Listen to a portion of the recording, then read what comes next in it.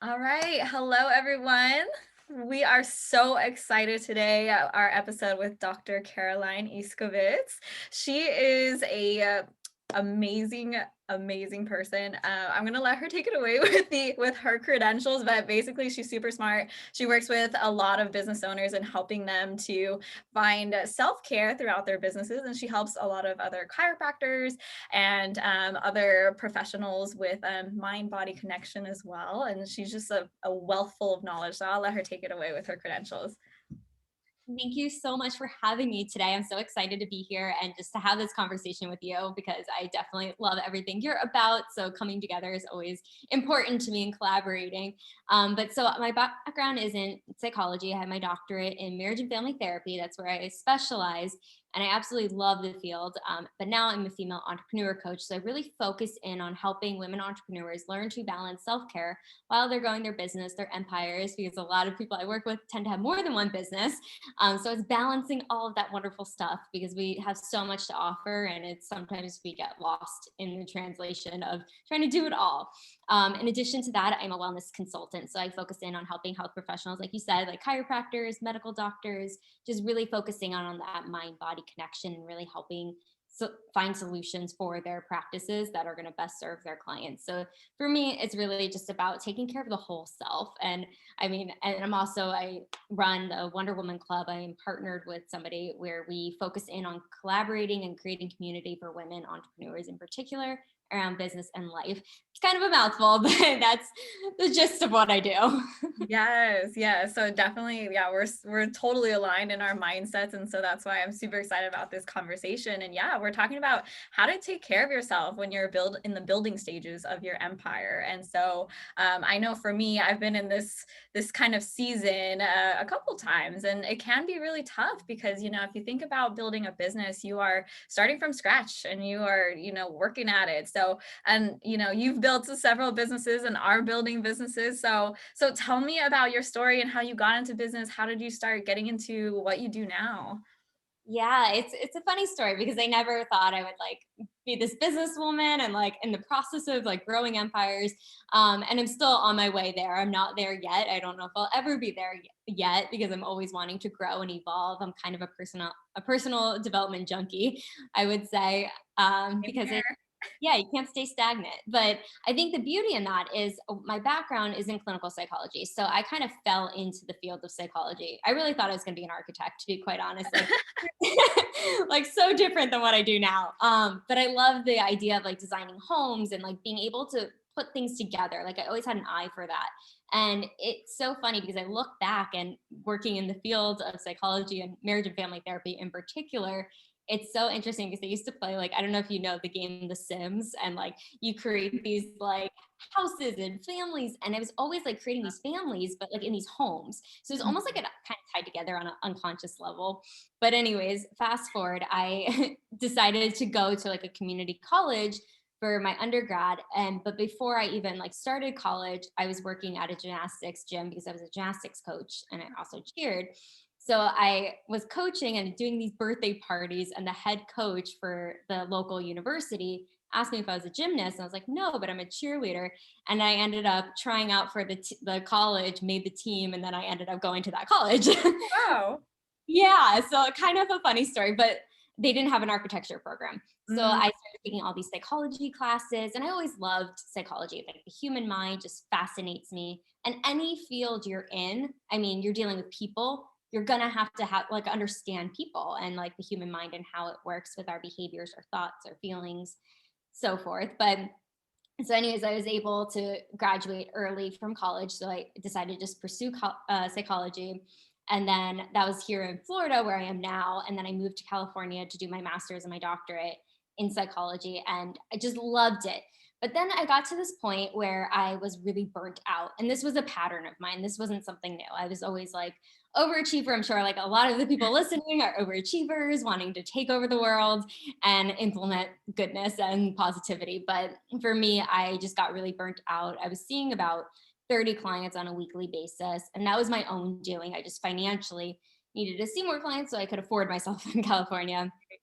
And I got just really burnt out. So I realized too, like I had to have a heart to heart with myself. And at the age of 26, it's kind of my life.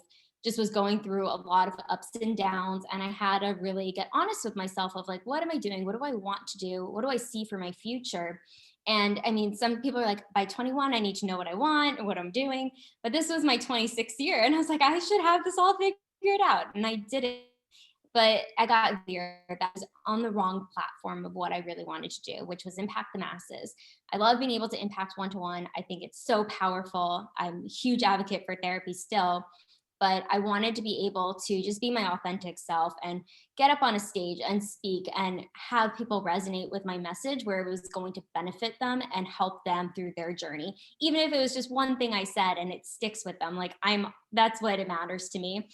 So I ended up moving back to Florida, starting my business, and then I ended up falling into another business and then another business, and it just kind of snowballed. But I mean, it's been such a beautiful journey, and it's definitely been ups and downs, and there's still ups and downs because you're not, like I was saying too, you're never stagnant, and you're dealing with so many factors and COVID and other things that happened in life. So that's kind of just the basis. I know that was a lot. I feel like I went on a little bit of a tangent.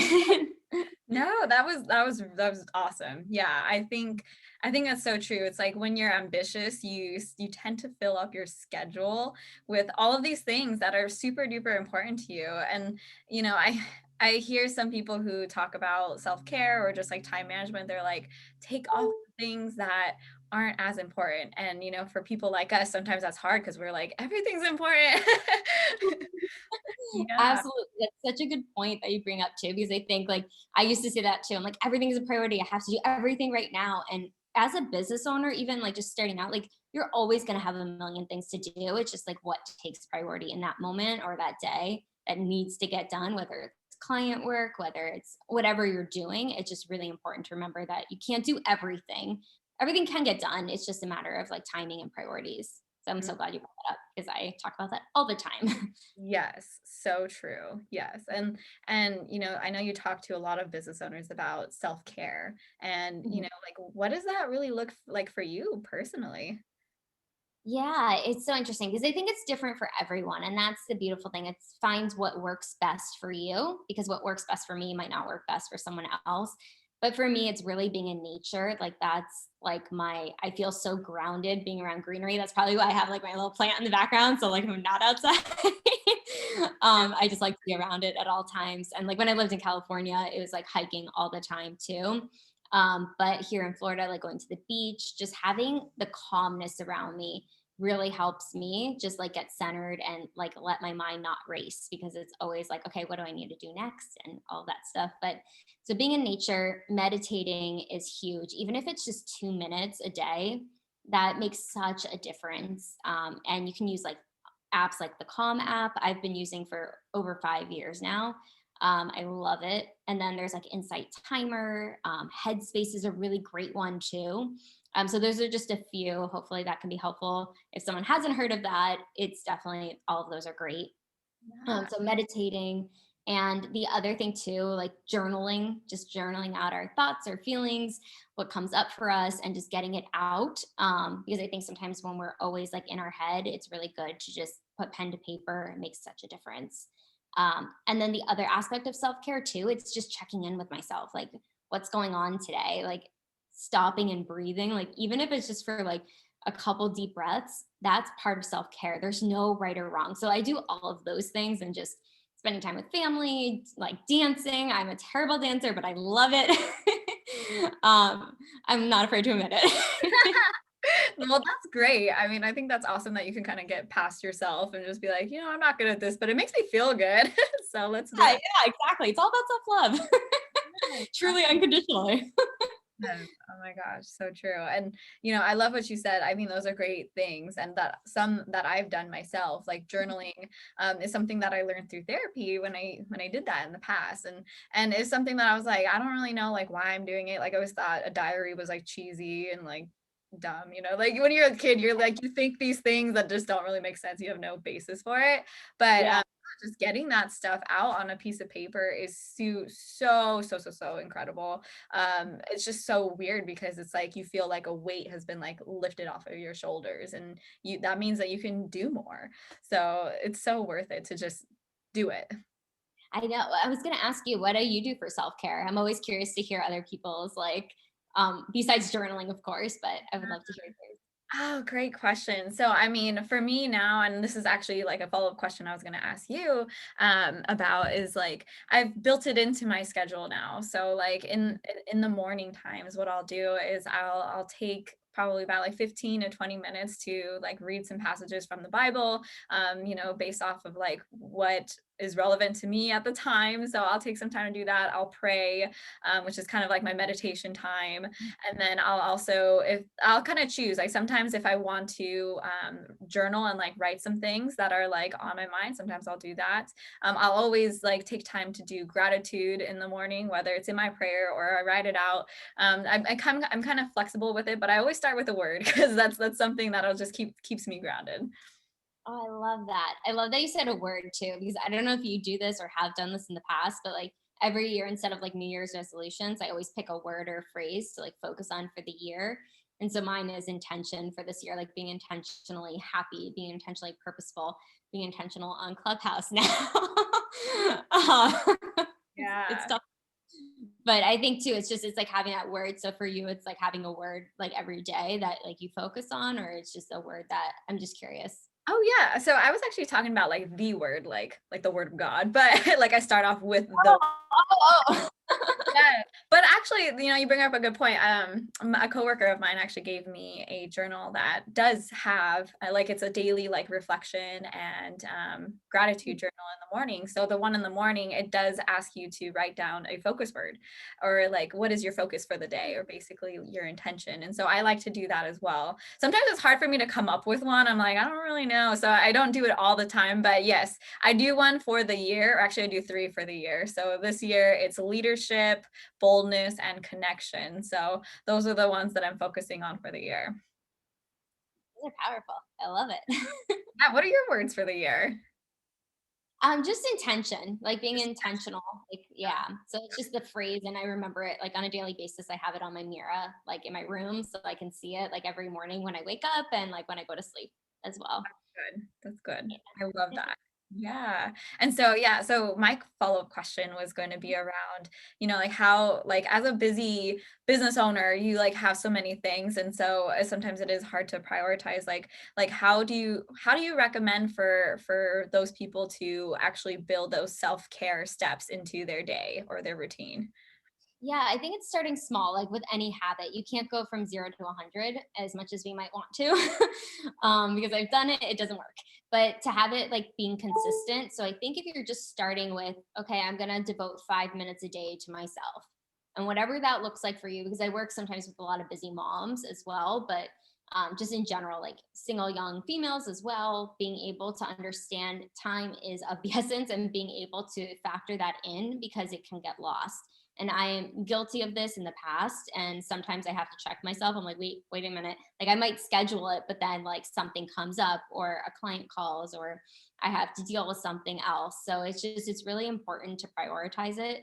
So one thing that I do like for my schedule every single day is I focus on three priorities that I have, which is one, my health, because if you don't have your health, you don't have anything, because you won't be able to serve, you won't be able to shine your light or just be present every day. So I do something for my health, I do something for my businesses, both of them, and then I do something for my relationships, making sure I'm connecting, making sure I'm following up with friends, or just making sure like I'm doing those three things every day. It might not be every friend, it might not be everything for my business, but I know if I'm doing the top three things, that's what matters to me. So that's what's been working for me. So I schedule those in and I make that a priority, like no matter what. Even if it's those 5 minutes, I'm just like watching a quick little clip that I'm like, oh my God, I wanted to watch this on either if it's on Instagram or YouTube or anything like that, something small. It doesn't have to be big because I think sometimes we have these grandiose things that we want to do this or spend a whole day doing something, but we don't always have that. So it's really just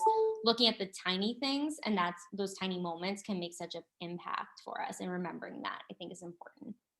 So true. Yeah, I love that you brought that up because I'm guilty of this 100%, where I'm like, all right, I'm gonna focus on health. And then I'm like, oh, I gotta work out for 2 hours. Like, like you think it's this big old thing. And then all of a sudden you're not doing it anymore because it just doesn't fit in. So Right. that's such a good point. And I like that you were like, oh, it could just be like a little video or something small. Yeah. It's Yeah. those small things. And I think too, it's like that pattern of what we're taught, like it's all or nothing thinking. And like I used to be so guilty of this and it creeps in because it was a past pattern. But being able to recognize, like with the working out, like I was like, if I can't work out for a full hour, I'm not going to work out. But I would get like so mad at myself if I didn't have that because that was part of for my physical health and like making sure I did that, just like mentally too. It releases endorphins, which is great. Right. Yes, yes. Oh wow. Yeah, I think that that's definitely so true. And so um I think this actually translates really well into like being able to say no to things as well. Like how you mentioned, like if a client call comes up, like something that seems really important, you know, how do you properly, like I know I'm the type of person that like has trouble. I'm like, this seems really important. I should do it. And you're going back and forth in your head and you just end up saying like, okay, well, I'll just do it. How does that person say no or learn how to say no? Well, I was that person. So I definitely can relate. It was part of me was like I just wanted to please everyone and just wanted to be that person everyone could rely on and be supportive. But at the same time, like then there was a lack of support for myself and things weren't getting done for myself or I would lose sleep because I had to get something else done. So the biggest thing for saying no is remembering, and I've said this a lot lately, and I saw it as a quote, and it's just the complete no is a complete sentence. Like just no, and it's so hard to say no, but I think one thing that's been helpful for me is like practicing it like with a friend. Like I'll like role play it with a friend if it's like something that's I have time to think about and I can respond to. But remembering you don't have to respond right away, which was my next point. Like you don't have to say yes right away. Just say I would let me think about it. Can I let you know later today or can I let you know tomorrow? I would really love to be able to participate in that if it's like some event or something that you're really interested in, but you're like, how can I fit this in? So I think pausing to respond and give yourself that time because most people will say no problem unless it's something that's like urgent and you need to like respond right away. When it comes to like a client call or something along those lines or a business opportunity, for client calls, I'm very upfront with my boundaries. That's one thing I've learned the hard way so many times, whether it's business, relationships, anything. But being able to let them know up front, this is where like your clients, this is our contract. I'm available from 5 a.m. or 9 a.m. to like 5 p.m. If after that I'm not available, just letting them know unless it's an emergency. But most of my clients, it's not an emergency and they can wait, or I'll just say, email me and I'll get back to you as soon as I can. So I set that presence up front so people know what to expect. And that expectation doesn't ever get crossed because it's already implemented, unless it's a dire need. And then when it comes to just other business opportunities, just recognizing that pause is so important and checking in with yourself too. I think it's really when we're checking in, okay, if I say yes to this, what else, what am I saying no to? So that differentiation can really be powerful when you're saying, okay, I'll take this on, but then in order for your plate to be balanced and not be completely tipping, it's recognizing that. So those are at least my tips that could Yeah. be helpful. Yeah, yeah. I love that one about like, what are you actually saying no to if you say yes? That's something I've never thought about. So that's helpful. Yeah. And you also mentioned something about like a contract. So like as a new business owner, like is that something that you would recommend is like writing out a contract with like this is my availability, like if unless it's an emergency, like it's very explicit like in the contract. Do you recommend that? Yeah, I do. I because I'm not like a lawyer or anything, but I had like a lawyer look over all my stuff before like send out any contracts or anything like that. But before a client signs on with me, they have it in the contract. These are the available times. This is how you can get a hold of me. This is the protocol. So like everything's like black and white written out. So I don't have any issues. And if they come back, it's like, well, we already talked about this. And of course, I'm flexible within reason. Like we're all human. Things come up or like anything like that, or like cancellations, because that's something that comes up as an owner. When if you're like working with in the service industry, at least you're understanding, okay, well, you have set sessions, but then when you're able to um, when sorry I'm losing my train of thought, but like when you're able to like have your client sessions laid out, and then they know, okay, this is when I'm available, this is when I'm not available, this is how you can get a hold of me, and things along those lines. So I think it's just important to definitely like consult with a lawyer or something like that if it's a contract situation, because I have no expertise in that whatsoever, but I just know that's something that I implement because it's important, and you want to take on all these clients, but you have to be careful too, and stuff I've learned the hard way. Yeah. Yeah. But sometimes you just got to learn the hard way, but we don't need to, that's what, Yeah, we can learn from other people's mistakes. That's how yeah, I feel sometimes. exactly. Yes. And that's why we need podcasts. Yes, exactly. Exactly. So yeah, what are some of the things that you had to overcome as you're getting started in business? It sounds like you're kind of far along and you're like in the building stages, but you're like past like the starting point. But like when you were getting started, like what were some of the barriers that you had to overcome? I felt like I had to be working all the time, honestly. I was like, well, I have to work 16-hour days to get everything set up. And you have to realize too, every phase in your business, like in a launch or something that's starting out, it's going to take a little bit more effort and a little bit more time. So it's very important that you're nourishing yourself and your mind and your body when you are doing that, because I definitely was not. I'll be the first to admit I would be working like 16-hour days, thinking I had to do it all. I had to have my website. I had to have like a Instagram following. I had to do all these things that like I was told you have to do as like a coach. At least I had no idea. I was so new to it, to be completely honest. So I was just like, yes, okay, let me do this. Let me do everything. Have a funnel, have your lead magnet. And I know coaches that they started and they didn't have any of that and they were very successful. So I think it's just what resonates best for you. But like the most important part is really taking care of yourself and sleeping enough, because I know that's something that I can attest to not doing enough. And that messes with your mind. It doesn't allow that creativity to flow. And if we're constantly working, I've noticed this so much. When I stop working so hard, things flow so much more Wow. because it's working smarter, not harder. And when we're able to work smarter and be strategic in what we're doing and how we're doing it, it can really shed light on, okay, things, you're allowing more things to come versus like rejecting it or blocking it if you're just working all the time. So Mm. that's at least from my experience. Yeah, yeah, that I've never heard the work smarter, not harder used in that way where it's like if you just take care of yourself, you actually are working a little bit smarter. Yeah, because think of all the brain power you use to like whatever you're doing, whatever kind of business it is, it takes that brain work, like that power behind it in order to make it come to fruition.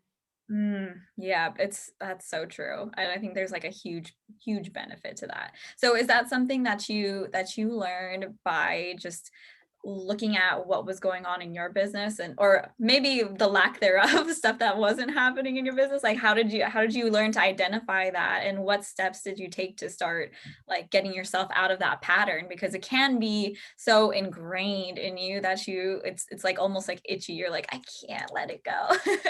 Yeah, yeah. No, I mean, my biggest thing, like my pattern was burnout. So that's like what happened to me in my previous career. And it was starting to happen again in coaching. But because I've done a lot of inner work and self work on myself, like through therapy, through coaching, through healers, like I'm a huge component of what's going to heal me. I want to endorse, but also having that balance, not going to the extremes. But I think what I realized as a coach starting out, I had this picture in my head of like, okay, well, if I get everything done, this is what's going to happen. And it wasn't happening. Like my first year was rough because one, I had no idea what I was doing. Like when it came to actually coaching and marketing and all the stuff that like I'm not taught in school, I never learned. So it was a lot of learning and building upon that. And now I feel like it's a completely different world for me. But starting out, I felt like I needed to have all the answers. And like, I was like, why isn't things happening? And I was really burnt out. I was tired. I was like losing weight again and like things that like were not okay. So and I was like a life and health coach when I started out. So I was like, you got to practice what you preach. And that's why I started to see gaps. And then I started to fill those gaps with, I started taking more time for myself. I started really like just reading more and listening to podcasts and doing things that were like filling my soul. And like, as I was doing that and I wasn't working as hard, more clients started to come in, more things started to happen, things started to flow more. But because I took a step back, I was like, I had to change something. I couldn't continue that pattern. And it was the first like maybe 5 months or so of my coaching business, but I didn't give myself enough time, of course. And it's that compassion piece. And I think that's so valuable. When we're a little bit more compassionate with ourselves, we can really see things a little bit clearer and we're not so hard on ourselves. That's one thing that I really focus in on, is the self-love piece as well. Yes, yes. That's so good. So, yeah, I hear it. Is your definition of self-love, is that also the same thing as self-care? Like, do you consider them to be synonyms, or do you consider them to be a little bit different? Like, what is your definition? Yeah, no, I love that question because I do think self-love is a bigger piece to the self-care, because I feel like self-care, I feel like it's a form of boundaries. There's like a quote about that too, but I think self-care does coincide with self-love. Like, it's the same entity, but self-love is the bigger arch of everything, because I think when we are able to love ourselves unconditionally and love ourselves from the inside out, that's what allows us to have the time to put in for ourselves and take care of ourselves and set those boundaries and have healthy relationships and be able to balance and integrate our work and our life. And if we don't have that, that's like the foundational piece. It's like of a house. Like, when you have that foundation, you can build upon it. If it's nothing there, it's a little bit more difficult. It's not going to be as sturdy. Yeah, that's so true. Have you ever come across business owners who haven't done the self-love piece first? I have. I definitely have. And it's interesting, but and that's sometimes it's a point where I'm able to identify if a client needs therapy versus coaching, based off of my background, because I don't want to go out of practice or anything along those lines. I'm very aware of that piece. And sometimes people just need a little bit more work in that area before they can work with me, because I think it's important to like work on the past and then propel forward. But it's, as in therapy, it's really working in that inner work of everything that you're going through. And like I said, I'm a huge advocate for mental health and therapy. And that's something I've done and still do, because it's that mental fitness, I think. But yeah, I think it is different. And that's why when it comes to, if somebody needs a little bit more, I refer them to somebody I know that could help them. Yeah, yeah. I love how you explain that, because there is a distinction between, therapy and what you do, and both are super important, but it's like it depends on where the person is in their journey. Exactly. Yeah.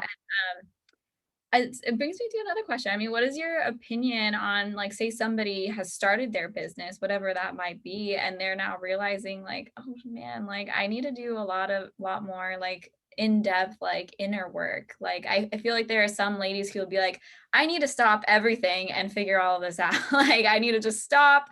And but then there's like another side of people where it's like, okay, well, why would I stop? I can do it like at the same time. Like, what would you recommend to somebody? Yeah, I think it also just depends on where the person's at, and like if it's really overwhelming and they're on that verge of burnout, maybe it's they need to take a step back.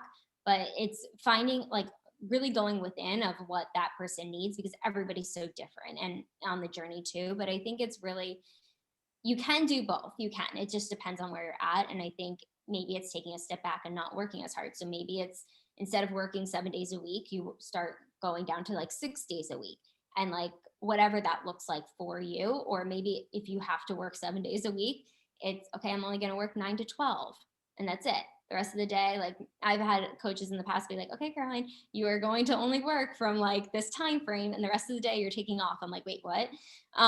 So it was like I had to like be coached before I could coach as well, to really hear it, because I think we all have blind spots. So it's really great when somebody can compassionately show us that light of, this is where we need to tweak so you can be more successful in what you want to do, because that's the most important part. But I think it's really finding that line of what's going to work for you and what isn't going to work for you. And that's a really hard balance sometimes, but it's not impossible. And that's the beautiful thing. I hope Yeah. that answers the question. Yeah, it does, definitely. I feel like, I know a lot of opinions or advice is always like, it just depends on you, which can, Yeah. I've been that kind of person who listens to that. I'm like, oh, you can't just give me the answer. Like what No, it is. I know. And that's the beautiful thing is we have all the answers within. It's just sometimes somebody else can help bring that to light and ask you the right question at the right time. And you're like, ah, there you go. That is so good. Oh my gosh, I was just listening to a podcast the other day, and like this girl was being interviewed on her career book that she just wrote, and she was saying the same thing, where it's like if you feel stuck, sometimes that just means you have to have more conversations, and it's through those conversations that you can get yourself unstuck and continue moving forward. So I thought that was just such gold. Yeah, and just to that real quick, like I think too, it's community, right? When you have like your business friends, because sometimes like I've noticed this when I first started business, not everyone was in the business world or like an entrepreneur. So it's finding your community can really help and bounce off ideas and understand like maybe where you're at a little bit clearer than somebody who's not really in the entrepreneur world. So that's just something that's so important. So asking those questions, even if it's not a coach or in therapy, but being able to have that community, I think is huge. That's been a game changer for me. Yes, I agree with that one. And it has a lot to do with the mindsets of everyone around you. Because I mean, being an entrepreneur is very glamorized, like everybody's starting their side hustle or whatever. So,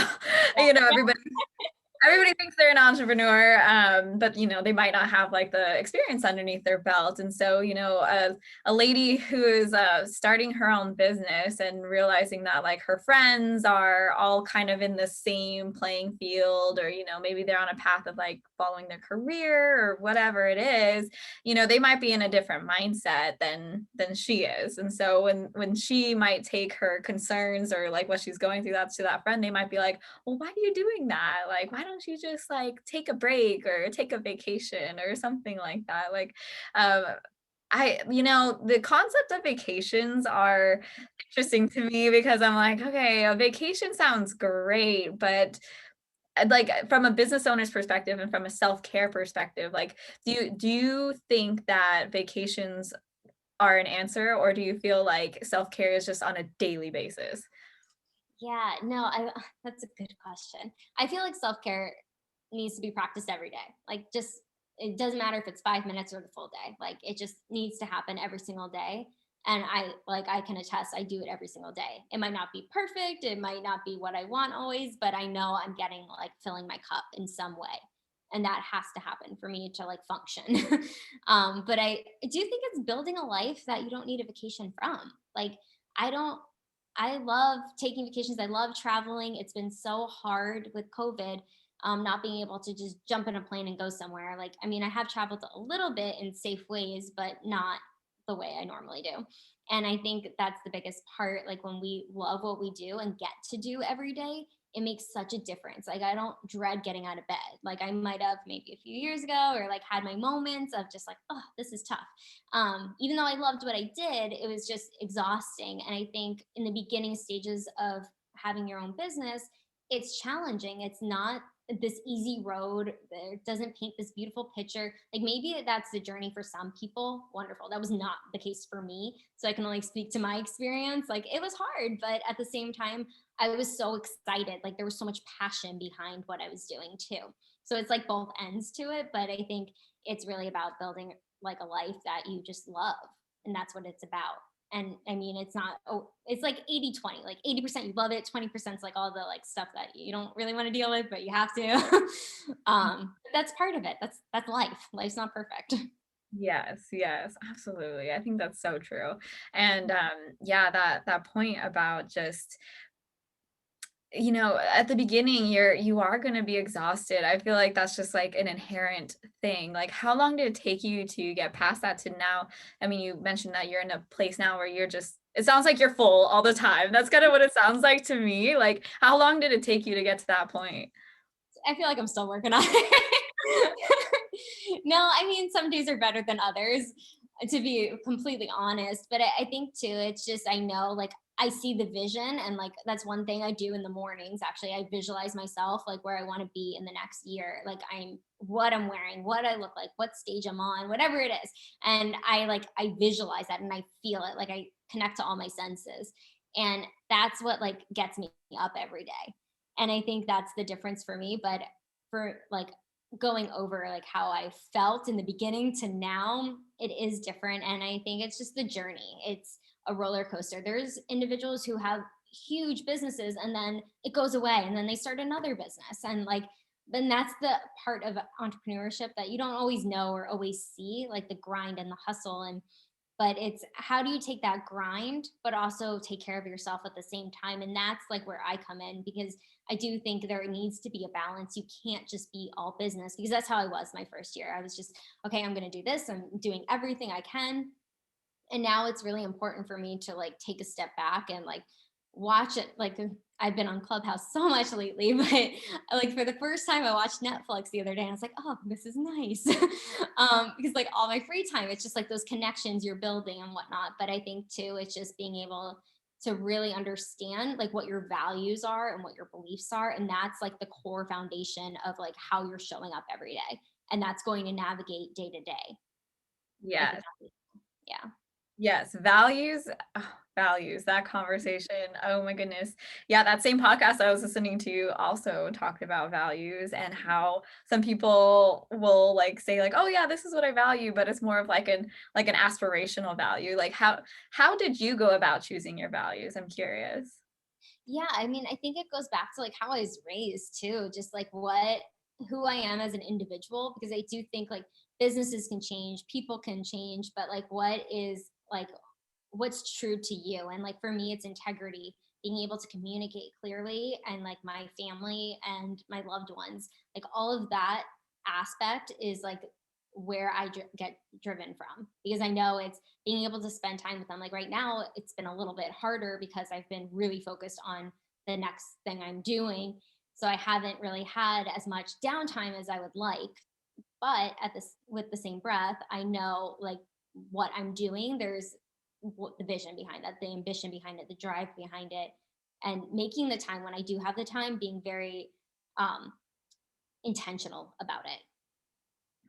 Yes, intentional. Yeah, I think that's so true. And so when you're intentional about something, is that like it goes into your calendar? Like is that a piece of like that intentionality? Absolutely. If it's on the calendar, it doesn't happen. So that's with like scheduling and me time is so important. And that's like, it's always in my calendar. I have like my phone calendar. So if like really quickly, I can just write something in if something comes up. But I do allow for like free time. Like Saturdays are my day where I'm just like usually free. And if an opportunity comes up, I'm like, okay, I'm good. I can do that. During the week's a little crazy, but one thing is my like actual physical paper planner. I still am obsessed with, like I can't not use it, because people are like, oh, it's so old school. I'm like, I'm old school then, because I like to see it. And it's the pen to paper thing again, where it goes into your subconscious when you know it's written down versus on your phone, because sometimes it can get deleted on your phone. That's happened to me before. So I'm like Sunday nights, I write everything out that I have for the week. So I know what I'm like looking at for the week, and I know where I can like wiggle around like some free time too, if Oh, needed. that is so great. Actually, I want to touch on that some more. So like for me, that's something that I know is super important is like game planning the week because I do a good job of game planning like the year and then like game planning like actually, I can do better at this, but game planning the month and then the week. And then some people even do like, on a daily basis. And so like what is your routine with that? Yeah. So I don't know if you've heard of it. I just like got it for this year. It's called My PA Planner, and it's like having a personal assistant. It has like everything you want. So it's a little overwhelming, but what is really helpful, it has like the year, like what are your goals for the year, then like the month, and then the week, and every day. And it has every day like the time slots, because I'm very like, I'm kind of type A. If you hadn't noticed yet. I've Highlighted gotten everything, color coded. coded. Yes, that is me. That is totally me. But that's like what organizes my brain. I mean, everybody does something different. But for me, it's like every Sunday, it's like, okay, every day I go through, like, this is my week. This is like every actual meeting I have, or client call I have, or any opportunities that I'm doing, or anything like that. It is scheduled in my calendar, both on my paper planner, and then I transfer everything to my phone if it's not already there. So like it takes time, but at the same time, like during the week, I'm not like scrambling. Wait, what did I have to do? Like, because that happened like, oh, 2 weeks ago, where I forgot to write a few things, and I was like, wait, what do I have? I forgot. So like, and it's just being human, we're gonna have moments where like there's so much going on, but then the next week it was much more flow happening, because I was like so conscious of like, okay, don't let last week happen again this week. So it's like evolving and shifting with it. And that's, I think, reminding ourselves too that things are going to come up. Just be intentional and figure out what works best for you if you Mm. have a lot going on. Because I know it can be a lot, or like, especially when you're starting out as a business owner, there's so many little things and nuances that you have to take care of. But knowing you'll get it done, it's just what takes priority. What do you need to get done like each day, and Mm. focus on Yes, yes. Yeah, and that does depend on, like, what your goals are for your business, for your personal life. Like, it's gonna those priorities are going to shift and going to change based off of, like, those values that you said, and those goals. So that's good. I love that. it. Cool. So, any more tips that you would give, like, a young business owner who's just starting out? Ah, such a good question. I mean, I feel like there's a lot, but the biggest thing is just like trust the journey. Like, know that it's not going to happen overnight. Have patience, because you're going to want everything to be done right away, and that's not the case. But like, enjoy the journey. I wish like I listened to that when I started, because it is fun and it is exciting, and you're starting this new venture, and just own that. No matter what anyone else says, or if they don't believe in you, or they're not supportive, know they'll eventually come around. I've had a lot of people come around. I mean, my family has been super supportive, so I am one of the lucky ones, I think. But I know a lot of my friends that are entrepreneurs didn't really have that support from their families. So it's just remembering, find your tribe, find a community that you can really just connect with, and that they're going to be supportive and uplifting. There's so much on Facebook, there's so much on Instagram. Just find your people, because there are people that are going to be supportive. You can always reach out to me too. Like, I'm happy to chat. But just to be supportive, because I know from just seeing what everyone else has gone through, I want to always have that container for people, because if you have a dream, pursue it, because there's a reason you're thinking this. There's a reason you're feeling into wanting to go down this path. It's not easy, but it's so worth it. Yes, yes, I love that. That's such a good place. So where can people find you? Like, what's the best place? Is it Instagram? Is it I don't know. Is it anything else? I Yeah, don't know. no, I mean, I'm always on Instagram. Usually checking my DMs pretty regularly. So it's just Dr. Caroline Iscovitz. And my website, you can check it out. I have a lot of my story on there as well. So you can just get to know me a little bit more there. It's just www.drcarolineiscovitz.com. Keep it easy, just my name. So yeah, those two places I'm always. So yeah.